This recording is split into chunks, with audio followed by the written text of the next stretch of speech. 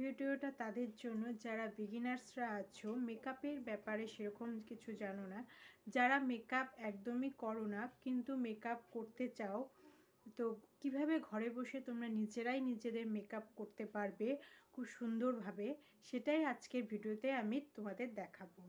খুব সহজেই কিন্তু তোমরা বাড়িতে একটা সুন্দরভাবে মেকআপ লুক ক্রিয়েট করতে পারো, সেরকমই কিছু টিপস এবং ট্রিক্স তোমাদেরকে আজকে এই ভিডিওতে আমি তোমাদের দেখাবো। তো ভিডিওটাকে একদম স্কিপ না করে পুরো ভিডিওটা দেখো, তো তার মাঝখানে তোমরা অনেক টিপস এবং ট্রিক্স পাবে। তো যদি তোমরা ভিডিওটাকে স্কিপ করো কোনো জায়গায়, তাহলে তোমাদের কিন্তু অনেক টিপস মিস হয়ে যাবে। তাই বলছি ভিডিওটাকে একদম স্কিপ না করে পুরো ভিডিওটা দেখো। মেকআপ করতে কি কি লাগে, প্রথমে কি লাগাতে হয়, তারপর কি লাগাতে হয়, স্টেপ বাই স্টেপ আজকে আমি তোমাদেরকে দেখাবো। সব কিছু আমি তোমাদেরকে ভালো করে বুঝিয়ে বলবো কোনটা কিভাবে লাগাতে হয়।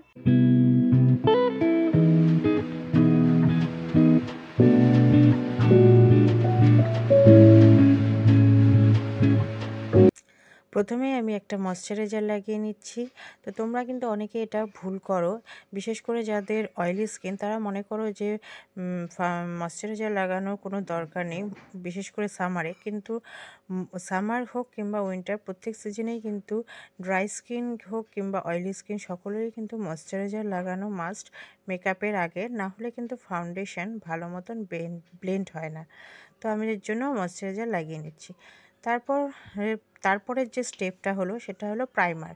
তো তোমাদের কাছে যদি প্রাইমার না থাকে, তাহলে এরকম যে কোনো কোম্পানির একটা অ্যালোভেরা জেল নিয়ে নেবে। আমি এখানে পতঞ্জলি অ্যালোভেরা জেলটা নিয়েছি, এটাকে অ্যাজ এ প্রাইমার আমি লাগাচ্ছি। প্রথমে চিক্সে যেখানে ওপেন পোর্স আছে সেই সমস্ত জায়গা ভালো করে লাগিয়ে নেওয়ার পর তারপর আমি পুরো ফেসে ভালো করে লাগিয়ে নিচ্ছি। তো পুরো ফেসে লাগিয়ে নেওয়ার পর এবার আমি ফাউন্ডেশন ইউজ করছি। ফাউন্ডেশনটাকে আমি একটা ড্যাম্প বিউটি ব্লেন্ডারে নিয়ে নিয়েছি। তারপর সেটাকে আমি ডট ডট করে পুরো ফেসে লাগিয়ে নিয়ে তারপর আমি ভালো করে ড্যাবিং মোশনে আমি এটাকে ব্লেন্ড করে নিচ্ছি। ফাউন্ডেশন কিন্তু ভালো করে ব্লেন্ড করা খুবই দরকার, না হলে কিন্তু ফাউন্ডেশনটা পরে যে এটা উঠে উঠে আসে দেখতে, তখন কিন্তু খুবই বাজে লাগে। এর জন্য ভালো করে ব্লেন্ড করে নিতে হবে ফাউন্ডেশনটাকে।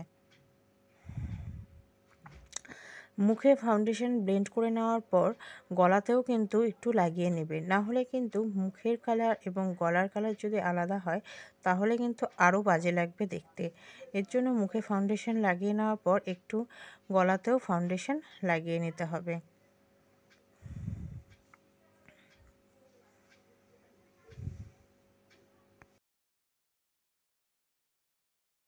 এরপর আমি ফাউন্ডেশনটাকে সেট করার জন্য একটা কম্প্যাক্ট পাউডার ইউজ করছি। তো এখানে আমি ওয়েট অ্যান্ড ওয়াইল্ডের কম্প্যাক্ট পাউডারটা ইউজ করছি। তোমরা যে কোনো তোমাদের রিজনেবল প্রাইসের মধ্যে কম্প্যাক্ট পাউডার ইউজ করতে পারো। তো আমি এখানে পাউডারটা ইউজ করার জন্য একটা এরকম ফ্লাফি ব্লেন্ডিং ব্রাশ নিয়েছি।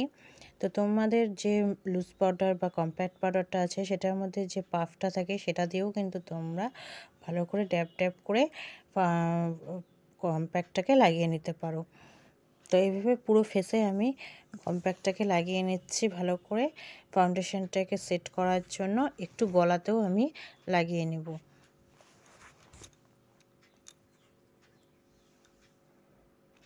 এবার আমি আইব্রো ফিল করব। তো মেকআপের সময় যদি তোমরা আইব্রো ফিল না করো তাহলে কিন্তু মেকআপটা একদম ইনকমপ্লিট থাকে।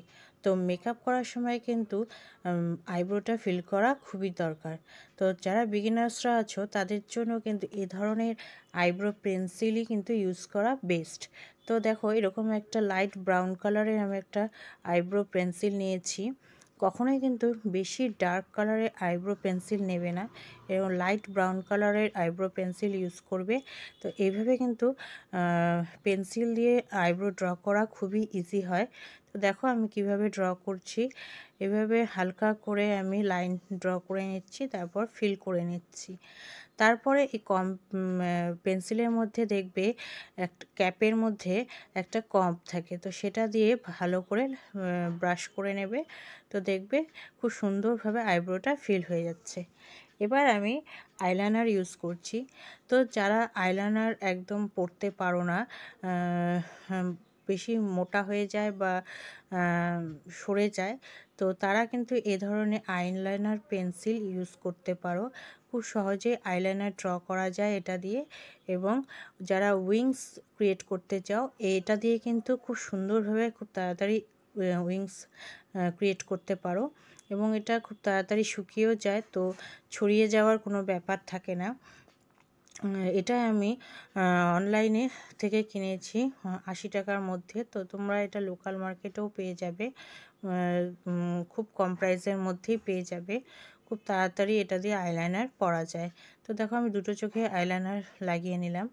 এবার আমি কাজল পরবো। তো কাজল পরার জন্য আমি এই আইলাইনার পেন্সিলটাই ইউজ করছি। তো তোমরা চাইলে কোনো কাজল পেন্সিলও ইউজ করতে পারো। তো আমি এভাবে লাগিয়ে নিলাম একটু হালকা করে, কারণ আমি হালকা করে কাজল লাগানোই পছন্দ করি। তো আমি লাগিয়ে নিলাম। এবার আমি কি করব দেখো, এবার আমি ব্লাশ লাগাবো। তো যাদের কাছে অত বেশি প্রোডাক্টস নেই মেকআপের, তো তারা যারা ব্লাশ করতে চাইলে এরকম পিঙ্ক কালারের একটা ক্রিমি লিপস্টিক নেবে। তো আমার এই লিপস্টিকটা এখানে দেখো একটু অরেঞ্জ কালার লাগছে, বাট এটা একটা পিঙ্ক কালার লিপস্টিক, জানি না কেন অরেঞ্জ লাগছে। তো এটা আমি আঙ্গুলের সাহায্যে নিয়ে একটা 3টে ডট দিয়ে নিয়েছি প্রথমে, তারপর আমি ভালো করে আঙ্গুল দিয়েই কিন্তু ব্লেন্ড করে নিলাম। দেখো কত সুন্দরভাবে ব্লেন্ড হয়ে গেল। তারপর আই মেকআপ করব। আই মেকআপ করার জন্য কিন্তু আমি সেম লিপস্টিকটাই নিয়েছি, সেটাকেই আমি আঙ্গুলের মধ্যে সামান্য নিয়ে তারপর আমি আইলিডের মধ্যে ভালো করে আঙ্গুল দিয়েই কিন্তু ব্লেন্ড করে নিচ্ছি। তো দেখো একটা প্রোডাক্ট দিয়ে দুটো কাজ হয়ে গেল। এটা দিয়ে কিন্তু আমি আরও ইউজ করতে পারবো। তো এবার আমি লিপস্টিক লাগাবো। সেম লিপস্টিকটাই কিন্তু আমি আবার লিপসে লাগিয়ে নিচ্ছি অ্যাজ এ লিপস্টিক। তো দেখো একটা প্রোডাক্ট দিয়ে কিন্তু আমার 3টে কাজ হয়ে গেল। তো যাদের কাছে বেশি প্রোডাক্টস নেই, তো তারা কিন্তু এভাবে কিন্তু সহজেই মেকআপ করতে পারো। তারপর মেকআপের লাস্টে যদি হাইলাইটার না লাগাও, তাহলে তো মেকআপটা একদমই ফুটবে না, মানে সেরকমভাবে প্রফেশনাল লাগবে না। তো তার জন্য কি করতে হবে, একটা হাইলাইটার নেবে। আমি এখানে সুইস বিউটির হাইলাইটার প্যালেটটা নিয়েছি, এখানে 3টে শেডস আছে। তো সেখান থেকে আমি যে ব্রঞ্জ শেডটা আছে সেটা নিয়ে আমি আঙ্গুলের সাহায্যে প্রথমে চিকসে, তারপর নোজে চিনে লাগিয়ে নিলাম। মেকআপ পুরো কমপ্লিট। তো তোমাদের যদি ভিডিওটা ভালো লেগে থাকে তাহলে ভিডিওটাকে লাইক করে দিও আর চ্যানেলটিকে সাবস্ক্রাইব করে নিও। তাহলে তোমরা নেক্সট যে নোটিফিকেশন আছে আমার ভিডিও, সেগুলো তোমরা তোমাদের মোবাইলে পেয়ে যাবে।